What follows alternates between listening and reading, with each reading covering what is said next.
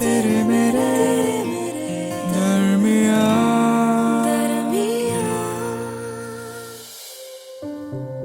तुमने कभी रेत को पकड़ा है अपने हाथ में? मतलब जब हम रेत पकड़ते हैं ना अपने हाथ में तो वो फिसलने लगती है। ये बात हमें बहुत कुछ सिखाती है रिश्तों के बारे में, कि आप किसी को भी ना जकड़कर अपने पास नहीं रख सकते। जितना ज्यादा जकड़कर किसी को अपने पास रखना चाहोगे ना, उतनी ही तेजी से आपके हाथों से आपके पास से फिसलते जाएंगे। कुछ ऐसा ही हो रहा है शायद हमारे साथ। I still remember when I first fell for you. And I literally fell head over heels for you. I fell in love with the way you look at me. With your eyes. With your hands that wipe my tears. With your fragrance, with everything. पर फिर अचानक से ना ये सारा प्यार दर्द में तब्दील हो गया। उस दिन जिस दिन तुम्हारा मैसेज आया कि You have started talking to her again. तुमने कहा कि तुम्हारे एक्स का मैसेज आया and you guys are just talking, you know.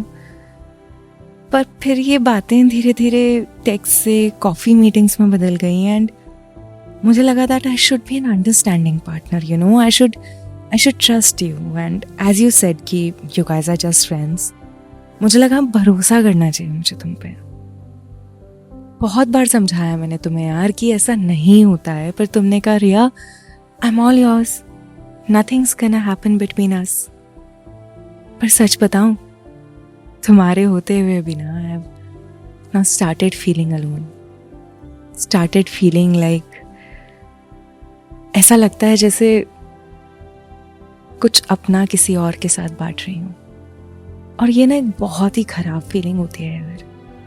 जानती हूँ मैं, when we love someone we experience different sort of feelings. हमेशा सब कुछ flowers and roses नहीं रहता, but I can't take this feeling anymore.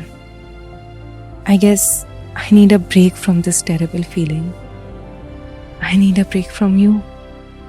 दूर भाग जाना चाहती हूँ मैं इस अकेलेपन से, इस घुटन से जो कहीं ना कहीं मुझे रोज तुमसे दूर ले जा रही है।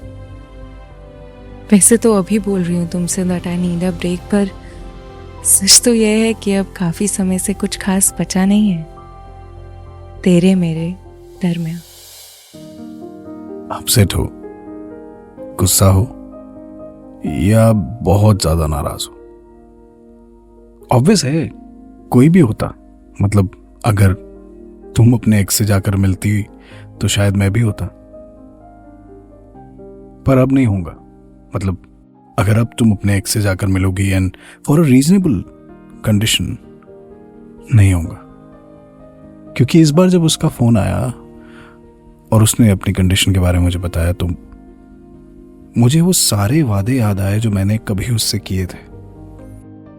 आई नो जो अब कोई वजूद नहीं रखते क्योंकि हम दोनों साथ नहीं हैं, लेकिन सिर्फ दो लोगों की तरह जो एक दूसरे को जानते हैं इन एंड आउट, मुझे लगा कि एक बार मुझे मिलना चाहिए और उसकी सिचुएशन से उसको निकलने में मदद करनी चाहिए। सो मैं गया, हमने कॉफी पी, कुछ देर बात की और हाथ मिलाकर वापस आ गया। और वापस आने के बाद जब तक मैंने तुम्हें बताया नहीं कि मैं उससे मिलकर आया हूं, तब तक मुझे बहुत गिल्टी फील होता रहा।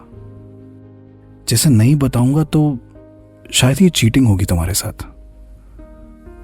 नहीं बताना चाहिए था, क्योंकि जब मैंने तुम्हें बताया उसके बाद से तुम्हारा मूड इतना खराब है कि मैं तुम्हें समझा ही नहीं पा रहा हूं कि it was a brief, it was a normal meeting, just as you meet an old friend, a client, a colleague, and somebody you want to help when they are in trouble. मैं कैसे समझाऊं तुम्हें कि you are my present and future and everything? कैसे बताऊं कि मेरे लिए मॉरली बहुत जरूरी था उसको मिलना, और समझता हूं कि प्रैक्टिकली तुम्हारे लिए ये समझना बहुत मुश्किल है। और उम्मीद करता हूं कि अब हम जब मिले तो मैं तुम्हें समझा पाऊं कि हर रिश्ता एक जैसा नहीं रहता। वक्त कई बार करीबी से करीबी दोस्त को दूर कर देता है और मैं उसके लिए कुछ फील नहीं करता हूं, और जिसके लिए मैं फील करता हूं वो ये फील करती है कि मैं उसके लिए फील करता हूं। तो ये स्टेट ऑफ कंफ्यूजन बड़ा मुश्किल है।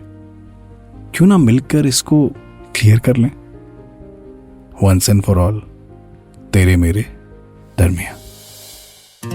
तेरे मेरे दरमियां। इस पॉडकास्ट के बारे में अपना फीडबैक देने के लिए हमें लिखें podcast@myradiocity.com पर।